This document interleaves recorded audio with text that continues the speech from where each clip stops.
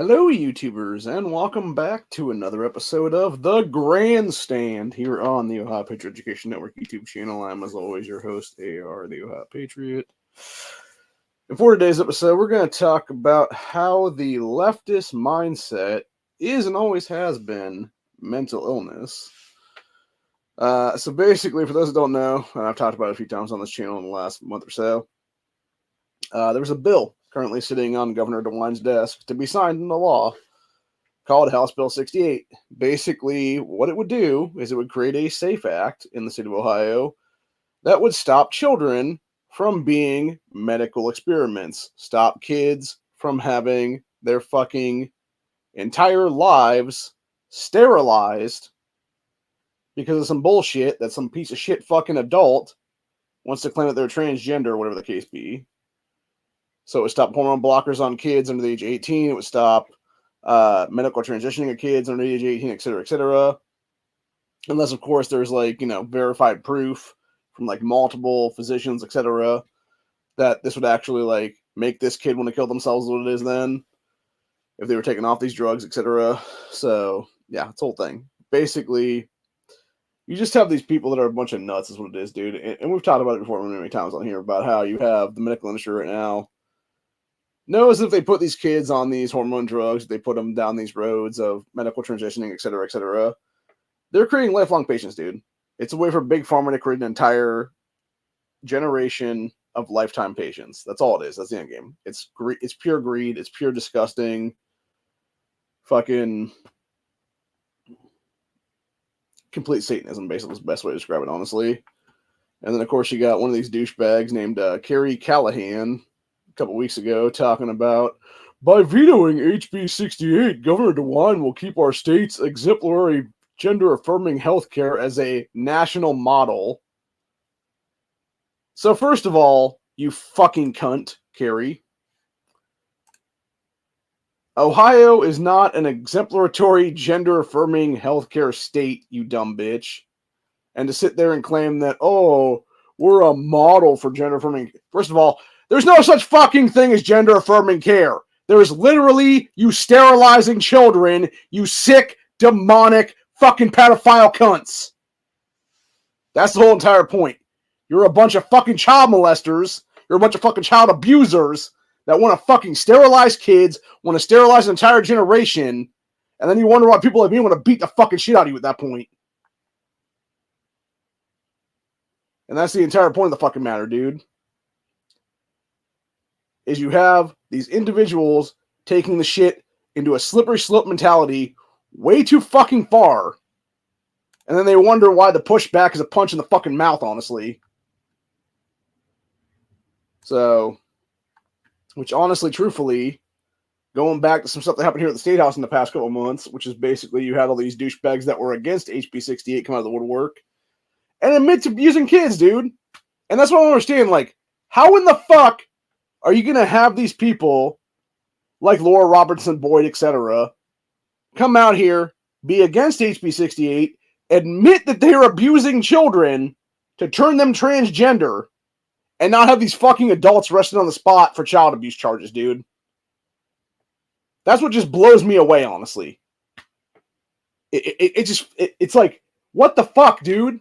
What has our country come to when you can actually have these people go down to the State House, be on camera for the Ohio channel, which is what, does it's a website that does a thing for all of our different committee hearings here in the state of Ohio. But yeah, you have these people on camera, just like Alice Russo a couple years ago when she took a bribe from Moms in Action on camera. And the same cameras and stuff like that were used in those committee hearings and stuff like that to catch her ass doing that.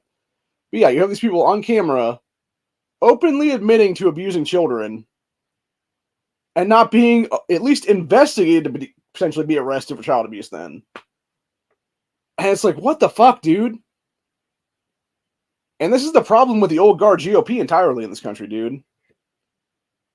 Is you have these individuals who will sit there and continue to push and espouse this bullshit, and yet nothing's being done to them. Nothing's being done to, take these kids out of their care is what it is.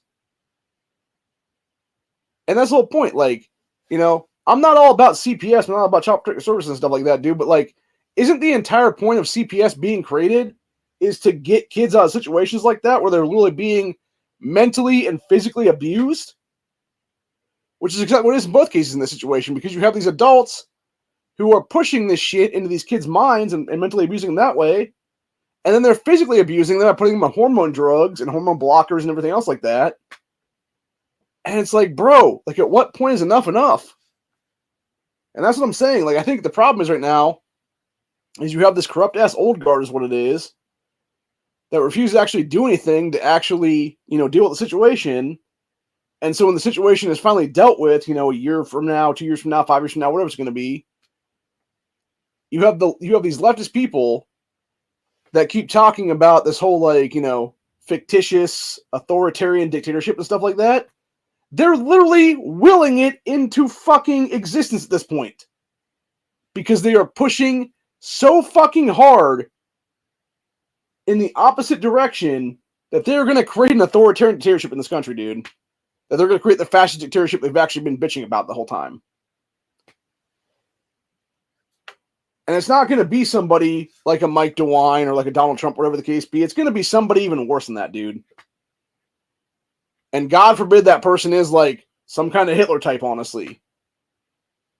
Like, that's what I see happening in this country, honestly, in the next couple of years, dude. Is basically the continued shift to some place like that where it's like some rando-ass person who we don't even know their name at this point, probably, most likely, is going to come out of the woodwork somewhere, and it's going to be taken so that the leftists are going to take it so far left that the overcorrection on the right is basically going to be like authoritarian dictatorship was going to be, you know, actual fascism, etc.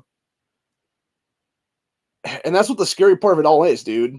And that's what I've said many, many times. When you look at this pendulum swing that keeps happening back and forth, we have gotten to a point right now where the pendulum has been swung so far up into one side that when it comes swinging back down, it's just going to snap at the fucking bolts.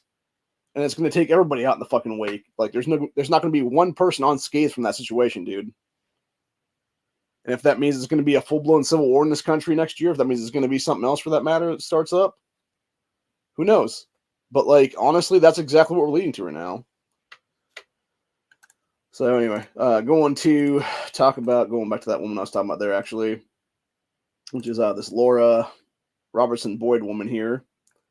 This sick fucking bitch, dude, claims to have 2 different transgender kids in her care. We could stop the conversation there, but let's talk. Okay. Mind you, this is from probably about a month or so ago, give or take, when they were discussing HB 68 in the State House is what it was there. So, just a little bit. We could stop the conversation there, but let's talk about how it impacts us personally.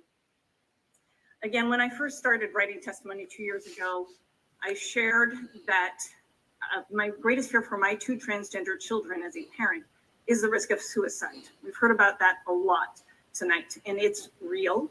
It's not hypothetical. Since I first wrote those words, it went from being a fear to being a reality. Both of my children have attempted suicide. Interesting. So her 2 kids, who were the opposite gender, who were put on hormone blockers, I'm assuming, by this sick fucking cunt, have now tried to kill themselves by having their fucking hormones all fucked up. Interesting, isn't it? Also very interesting to note that when you look at the whole, you know, spike in suicide attempts or suicides or whatever the case be by the so-called transgender community, it's biological males being put on estrogen or it's biological females being put on testosterone before they've even, in many cases, had a chance to even have puberty.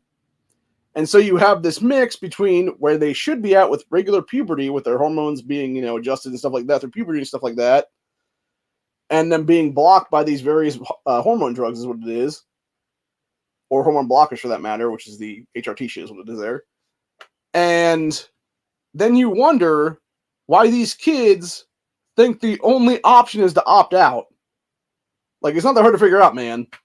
You are literally creating the very thing that you couldn't be fighting against.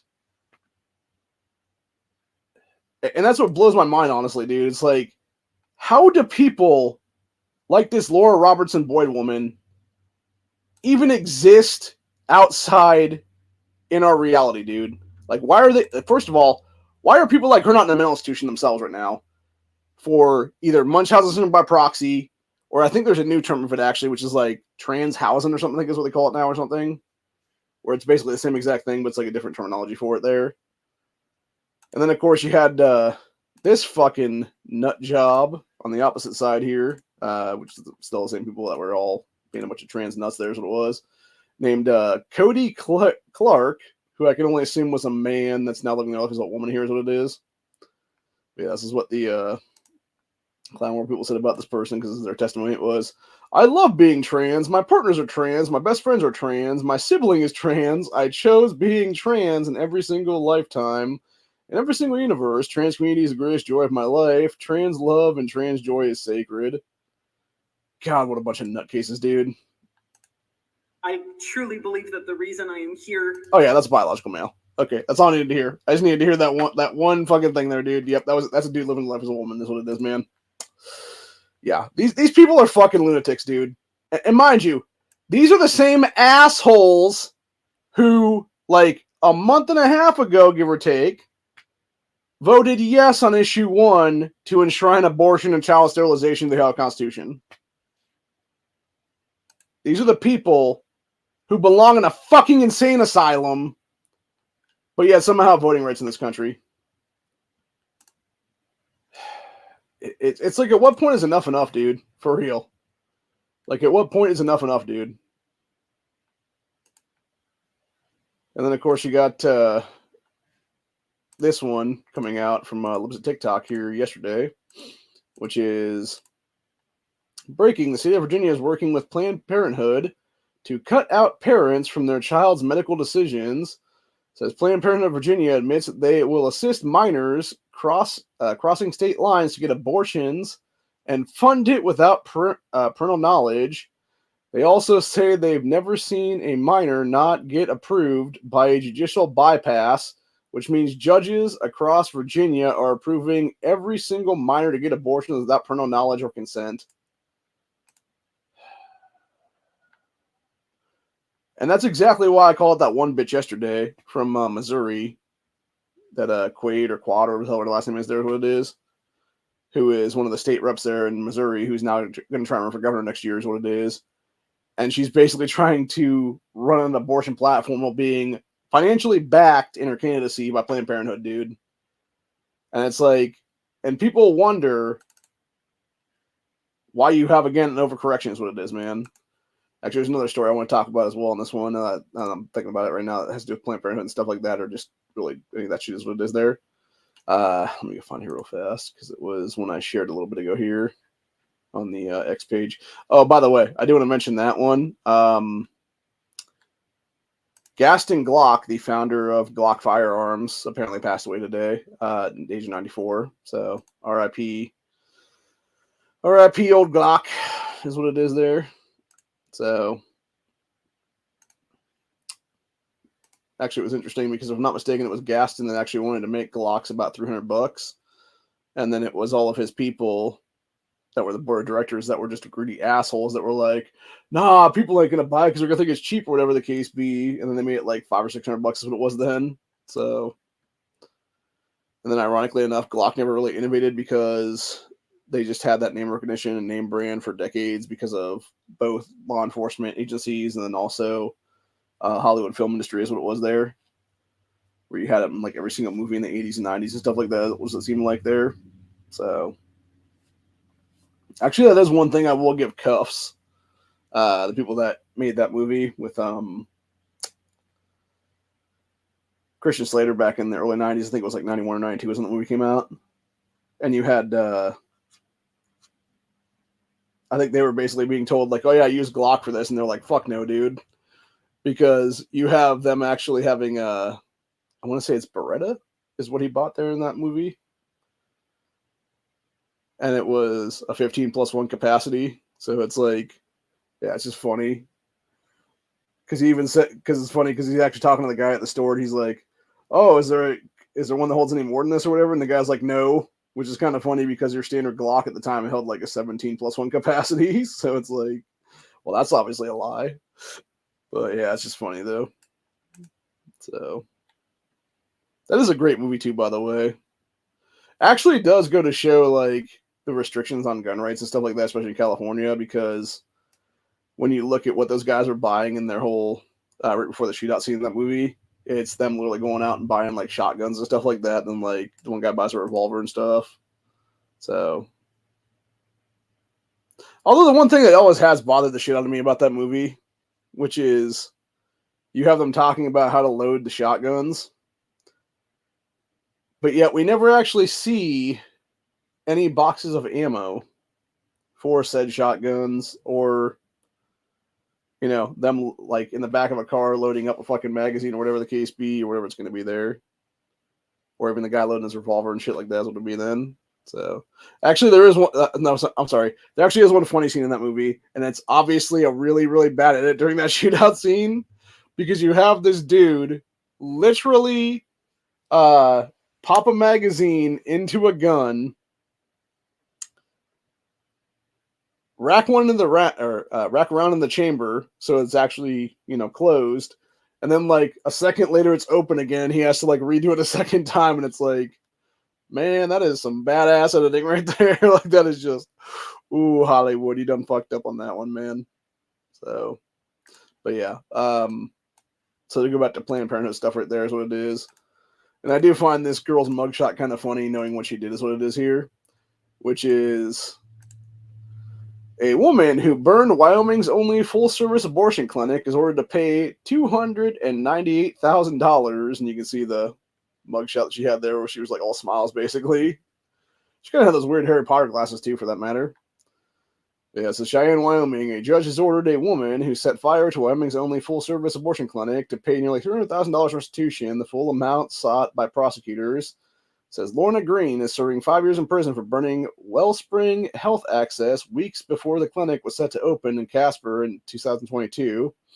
So the fire gutted the building while it was being renovated for the new clinic and delayed its opening by almost a year. So after opening this past April, Wellspring is now the only abortion clinic in Wyoming. A clinic in Jackson that provided pill abortions closed December 15th due to rising costs. On Tuesday, U.S. District Court Judge Ellen Johnson ordered Green, 22, to pay about $298,000 in restitution, including $240,000 to Nationwide General Insurance Company, the clinic's insurer. So Green must also pay $32,500 to the building's owner, Christine something or other, and $24,500 to Julie Burkhart, founder and president of Wellspring Health Access. Said Burkhart expressed satisfaction with the restitution, claiming, quote, "Not only did we have the emotional struggle and trauma from the arson, but also it was quite challenging for us financially, so I'm glad that the final piece of this has been put in rest." Fuck you, cunt. You literally kill kids for a living, you fucking bitch. Like, fuck all y'all, man. And I'm not even gonna lie, dude. Like, what that Lorna Green girl did is what should happen to all these fucking places. They should have been bulldozed to the fucking ground decades ago, honestly, dude. Every single one of them. Planned Parenthoods, the other fucking other abortion places, what it is there, man. Which, ironically enough, what it sounded like here was, the place wasn't even open at that point. It was being renovated at the time that she set fire to it, dude. So yeah, literally, nobody was hurt. You simply burned a fucking building. And it's that simple, honestly.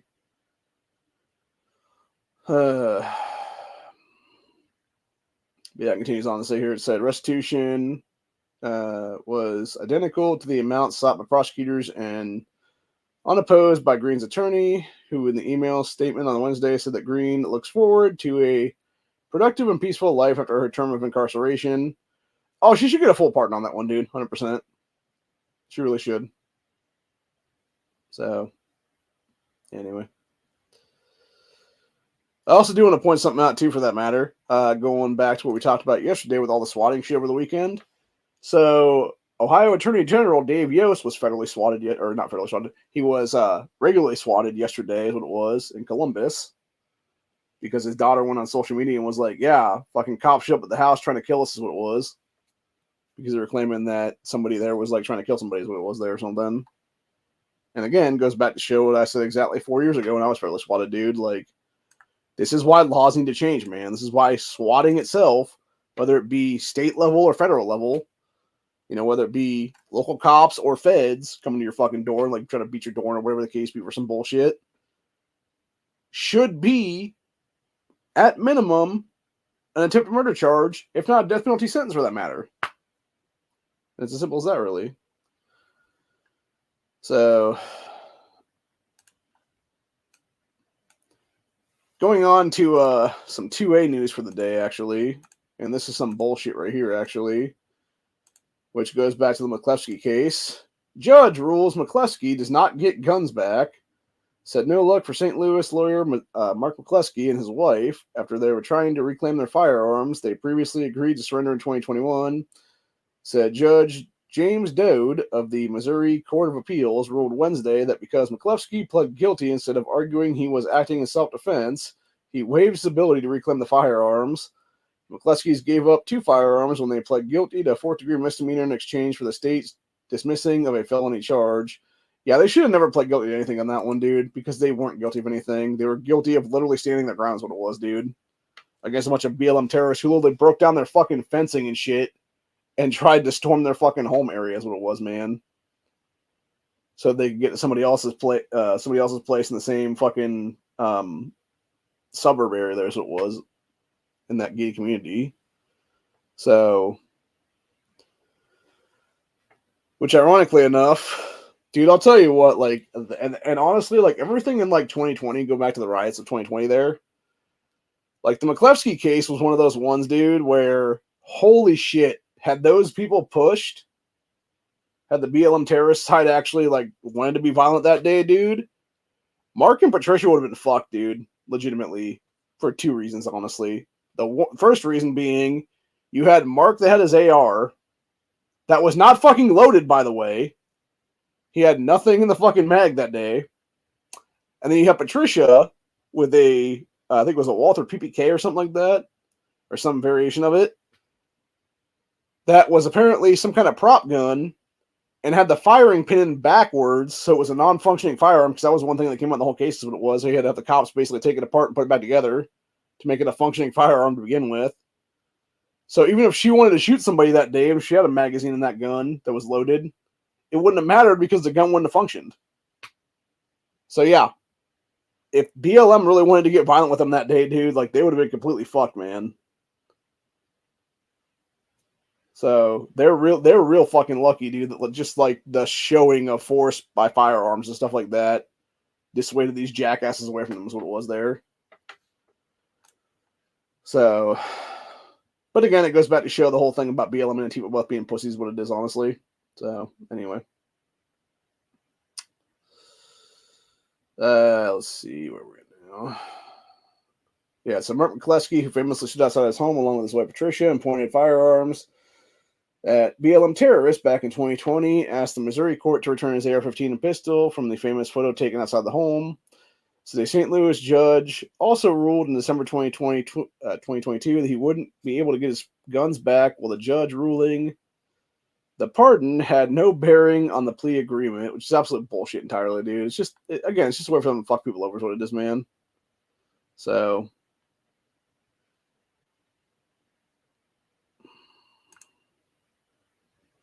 this one's kind of interesting, actually. This popped up in the bottom of the thing for all the other stories and shit, which is, man awaiting trial for quadruple homicide in Maine withdraws insanity plea.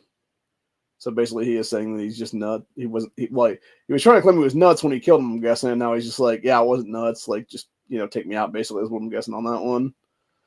So Portland, Maine, a man charged with killing his parents and 2 of their friends days after being released from prison in Maine no longer intends to use an insanity defense. So though his lawyer withdrew a plea of not criminally reliable because of mental illness, but maintained a plea of not guilty in a court filing earlier this month in whatever county that is there. So the attorney didn't elaborate on the decision in the December 8th document, but noted that it means a forensic report on criminal responsibility will remain impounded. Said the attorney's office was closed Wednesday and did not return an email. Law enforcement officials say that this piece of shit confessed to the killings at a property in rural Bowdoin and to wounding 3 people while shooting at vehicles on busy Interstate 295 in Yarmouth. Said killed in the shootings were his parents, 62 and 66, along with their lifelong friends, who were 72 and 62 respectively. Said this asshole has been jailed since the arrest on April 18th, the day the bodies were discovered. He was arrested near the chaotic scene along the highway. Said he previously told the Portland Press, which first reported the charge, a change in plea, that he was not in control when he opened fire on his parents and their friends. What a bunch of shit, dude, entirely. That's too bad. Missing pregnant Texas teen and her boyfriend found dead in car near San Antonio, Texas. See, body suspected to be pregnant woman and boyfriend were shot, Texas police say. Yep. So it's both the same story as what it is there.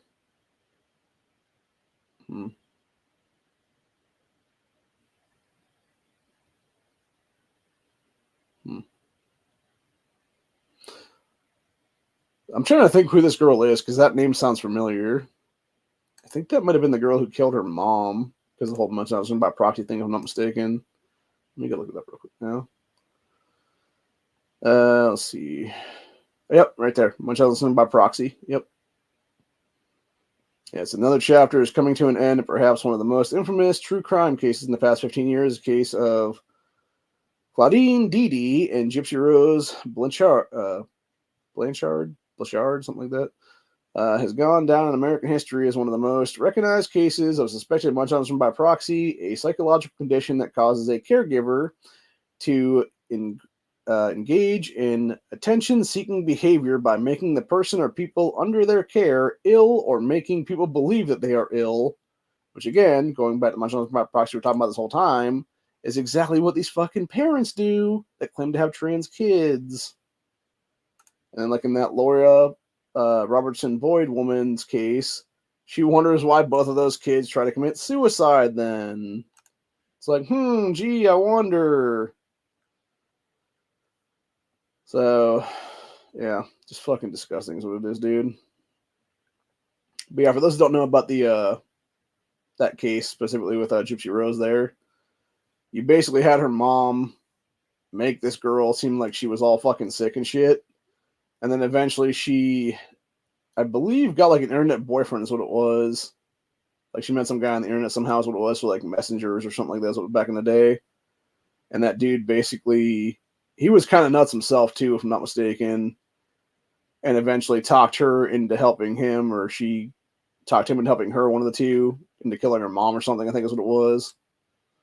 So, yeah, it's pretty wild shit, man, for sure. And it's just sad, man. So, and again, wouldn't have had to be an issue if this woman had just fucking, not wanted to be attention-seeking whore is basically what it was there, man. Although I guess it could be worse because you could have stories like the one we're going to talk about here in a sec right now, which is basically, and then also we'll go into other stuff on this one too, because this kind of leads into another story with MDA and stuff like that, which is argument over Christmas gifts turns deadly as 14-year-old kills his older sister, deputies say. Largo, Florida, a Florida woman holding her infant son in a baby carrier was fatally shot by a 14-year-old brother while trying to defuse an argument over Christmas gifts he was having with his 15-year-old brother, who also was armed. Okay. So much about that to begin with is like, what the fuck? So you have a 14 and a 15-year-old who are both armed with something, guns or knives, whatever the case be, who knows. Like, where do they get these weapons from, dude? Is my first question, honestly. My second question is, Jesus, man. Anyways, this 15-year-old brother. Okay, yeah, here we go. 15-year-old brother then shot his younger brother, though not fatally, for killing their sister on Sunday in Largo, Florida, which was located in Tampa area. It said argument over gifts started while the 3 siblings were Christmas shopping with their mother and their sister's 2 sons, ages 6 and 11 months. It continued when they went to their grandmother's house, where their sister, 23, told the younger brother to stop arguing with his older brother since it was Christmas Eve. The younger brother then told his sister he was going to shoot her and her infant, and then shot her in the chest. Again, where the fuck did they get these guns from? Like, this is crazy, man.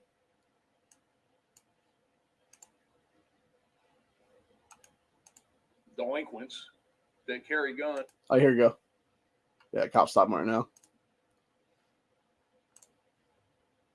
This is what happens when you got young delinquents that carry guns. They get upset. They don't know how to handle stuff, so they just take out their guns and start shooting each other, and one of them kills his sister, who's a mom to a 10-month or 11-month-old baby and a 6-year-old boy. Yep, so it was, okay, that makes more sense than it was legally possessed guns is what it was then. So we can only assume the race on that one then. And I think we know what we're talking about here, man. Good old Sun Teens. So, yeah, and that's the thing. Considering they didn't say anything about race here, like I'm only gonna assume that's exactly what it was, dude. It was fucking a bunch of little punk asses what it was there. So, fucking crazy though, man. So you had a 14 and a 15-year-old both illegally armed with handguns that couldn't deal with the shit, and then we're like, well, I'm gonna clap this bitch. And then the one guy did, and the other one's like, motherfucker, bang, bang, and then tried to kill him, but unfortunately, didn't succeed is what it was there. So, yeah, let's see. It's an older brother then shot young brother outside the house. Okay. So the 14-year-old shot the 23-year-old sister in the chest and killed her. Said older brother then shot his younger brother outside the home because of what he had done to their sister. As he was fleeing the home, tossing his firearm into a nearby yard, authorities said he was taken into a mental health facility after he was located, since he had threatened to harm himself. Said once he was released from the mental facility, was taken to juvenile detention center. 14-year-old brother was charged with first-degree murder, child abuse, and possessing a firearm as a delinquent. 15-year-old brother was charged with attempted first-degree murder and tampering with evidence. Shouldn't he have also been getting the whole possession of firearm thing? Because, he's also underage and in illegal possession of a firearm, dude, is what the fuck it is. So, what the hell, bro? Fucking insane, dude. And then, of course, you got the good old turd sandwich that is Mom's Main Action, which is basically this stupid bitch right here. Know before you go when taking children to homes with firearms.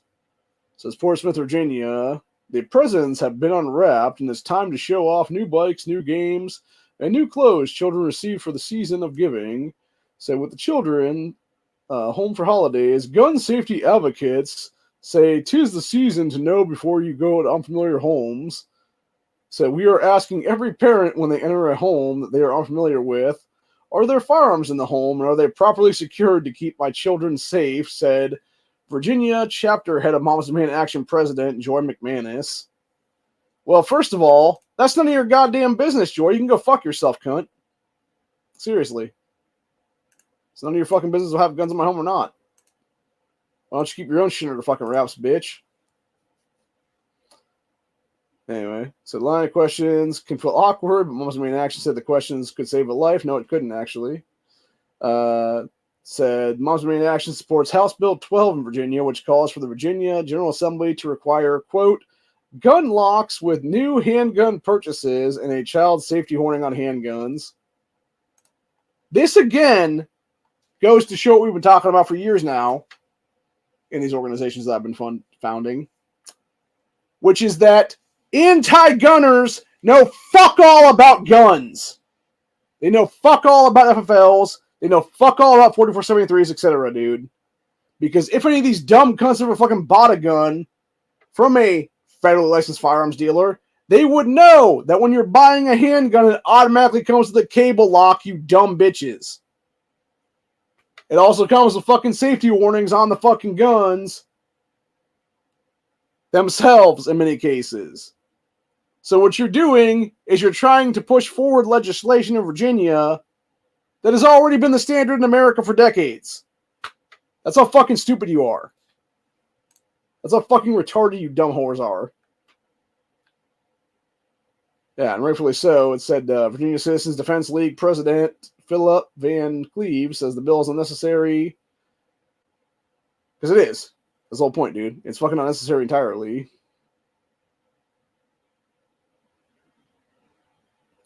So you did agree with that, the whole mom's thing about knowing before you go kind of thing?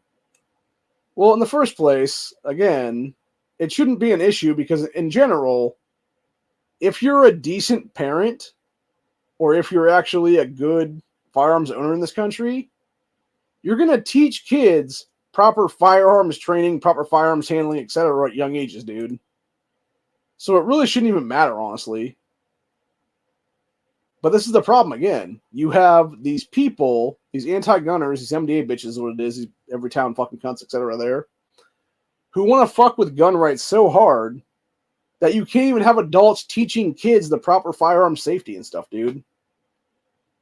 Without it being like, oh, look at this piece of shit parent over here. It's like, no, dude, look at this good parent over here who's actually teaching their small child at a young age how to properly handle and deal with firearms so that they don't have a fucking issue later on where they're all curious and then blow their fucking brains out with a loaded gun. Because that's the case in most cases. When you look at these kids that have killed themselves with firearms over the years, whether it be a kid who's like 3 years old or 5 years old or 6 years old or 8 years old or 10 years old, whatever it is there, dude, it's a curious child who was never shown the basic rules of gun safety, never taught the basic rules of gun safety. And so they'll sit there and fuck around with a gun, putting their finger in the trigger guard on the trigger, and then boom, somebody gets shot and killed. This is the entire problem right now. Is you have people who don't actually care to fix the problem with an easy ass solution. Instead, they just want to fuck off is what it is, dude. And that's the entire problem right now in our country. In a nutshell. So, going on to the last story of the day, which has to do with every town too, for that matter, which is this one right here. Left-wing activists sue to change public policy where their candidates can't win. Of course they do, dude. Same thing here in Ohio. They knew that they couldn't get abortion enshrined to our thing, so they had to do it a fucking ballot issue. They knew they couldn't get their fucking garbage ass shit here for gun control crap, so they're trying to push it here in 2024 is what's going to be there. So, same thing with Blizzles for that matter. It says left-wing activist organizations are the forefront of shaping public policy through lawsuits in places where their aligned political candidates are unlikely to win. So, the new Alliance for Consumers report obtained by Washington Examiner shows how groups such as Anti-Gun Everytown for Gun Safety or climate change activist group Earth Rights International sued companies to advance their policy preferences to circumvent legislative process. So these organizations often represent local governments in public nuisance lawsuits, which are used to claim that the public is generally harmed by the excessive existence of something such as tobacco in order to obtain favorable public policy outcomes in massive lawsuits. It said public nuisance lawsuits have almost nothing to do with helping consumers, but a lot to do with pushing left-wing agenda. Alliance for Consumer Executive Director O.H. Skinner told the Washington Examiner. It said there has been growing attention to the political donations of these lawsuits help drive towards left-wing candidates, says more attention needs to be paid to the public interest groups and shadowy nonprofit funding networks like Arabella Advisors who staff, finance, and promote these cases. Said Skinner continued and said, that is what we have done with this report, and we think it illustrates clearly that what these lawsuits are really about and why they are a why they are a threat. So the report, which Alliance for Consumers said to every Republican governor in America on Wednesday, highlights several organizations involved in public nuisance claims that are aimed at altering or circumventing policy decisions made by those elected to decide them. It says Everytown for Gun Safety, a group founded by former New York City mayor and known fucking racist piece of shit Michael Bloomberg to limit gun rights, has been active in trying to change public policy on guns including by using its quote victory fund to start a Demand a Seat initiative to get its trained activists to run for local offices. It said this year the group boasted that 17 of its candidates won elections in Virginia alone. Said group launched Everytown Law, which focuses on being the largest and most experienced team of litigators in the country dedicated to advancing gun safety in the courts and through the civil and criminal justice systems, aka they're the fucking cunts of doing lawfare is what it is, dude. And that's the problem right now. And this is exactly why Everytown, etc., needs to have their fucking asses sued into goddamn bankruptcy and straight into a fucking prison cell is what it is, dude. Because that's where Michael Bloomberg belongs. That's where his pedo ass belongs. It's where fucking Shane Watts belongs. It's where every goddamn mom's man action fucking cunt belongs. It's where every other asshole that works for fucking Everytown belongs. It's where every fucking dipshit works for Brady belongs. It's where every fucking asshole works for Giffords belongs. It's where all of these fucking anti-gunners belong, dude. In a damn prison cell for the rest of their fucking worthless ass lives is what it is, man. Seriously. Yeah, here it said Everytown has been active in filing lawsuits against gun manufacturers for, quote, contributing to violent crime epidemic, as it did when representing Kansas City, Missouri in a public nuisance complaint in 2020 against Jimenez Arms, which obviously went out of business now since then.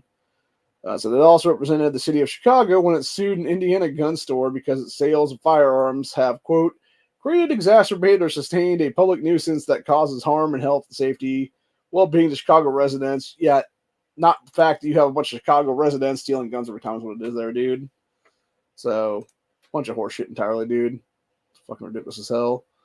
It says left-wing accusation organization also trains government lawyers on how to defend limitations on Second Amendment and files direct challenges to laws protecting the right to own and use guns, such as stand your ground, which offer some protection in the use of deadly force and self-defenses. Yeah, this is exactly why Everytown just needs fucking beaten to death over the fucking head is what it is, dude. And I mean that shit seriously. I'll tell you what, if our founding fathers existed in today's day and age, dude, they would have already hung Bloomberg's ass and everybody else for that matter that's part of that shit, dude. They would have put that motherfucker in the gallows a long ass time ago is what it is. I'm just gonna say it like it is right now. So it's really as simple as that. And I think that's what you're gonna see, honestly, in 2024 when Civil War kicks off in this country. You're gonna see a lot of people just get fucking to the swing, man. Is what it'll be. It'll just be some swing swung, almost done kind of thing. So a lot of tire swings becoming reality in that country, in this country, honestly, in the next year or so. Because some people know for a fact they have no how much I say this now? Yeah, when there's no threat of law enforcement, basically is what it is. What people perceive like no threat of like, you know, consequences for their actions anymore, whatever it is there. Because shit's basically gone like so far south is what it is. Then and only then are you actually going to have people finally be like, you know what, fuck it. And they just go on, you know, do what they want to fucking do is what it is then, man. So, kind of like those little punks in Florida there, where, you know, they had them illegally carrying guns at 14 to 15 years old, and then they fucking, you know, one of them kills their sister. And I guarantee you now, by the way, you're going to have pieces of shit like Bloomberg, et cetera, come out of the woodwork and be like, and this is why we need to put more gun laws on the books, even though these fucking teenagers were fucking breaking like 50 of them and didn't give a shit, dude. And that's the entire point, man. They don't give a fuck. And that's the problem. And what do you have? You have them attacking legal gunners in this country, people that are over the age of 21 in most cases, because they want to be a bunch of assholes, is what it is, dude. It's like, fuck all that bullshit, dude. Seriously. Anyway. That's pretty much it for today, though. I'll be back tomorrow about the same time here, maybe a little bit later. Like maybe 5 o'clock or so, give or take. For a new Buckshot Thursday, we'll discuss more about this one with Corey and whoever else wants to join the panel that day. You know, if you want to be on the panel, by the way, send me a fucking Discord message.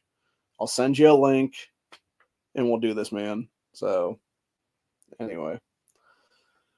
Otherwise, you know, don't bitch and moan about me not sending you links, dude, because it's like, you got to ask, man. I'm not just going to send you one randomly. So, anyway. But yeah, I'll be back tomorrow for Buckshot Thursday. Hopefully Corey can join us. Hopefully his son will be with him to join us too, for that matter, because that'd be cool. So it'd be 2 gingers instead of just one. We can make the cast a little bit more soulless, for that matter. It'd be kind of funny. But nah, I'm just making a joke. Obviously, Corey's a good guy. He always has been. He was there for me when I needed him, honestly. So anyway, but yeah. Michael Bloomberg can personally suck my dick, and it's really as simple as that, honestly, dude. His entire stupid cunt squad can do the same, honestly. And all of them belong in prison right now. That's as simple as that, really.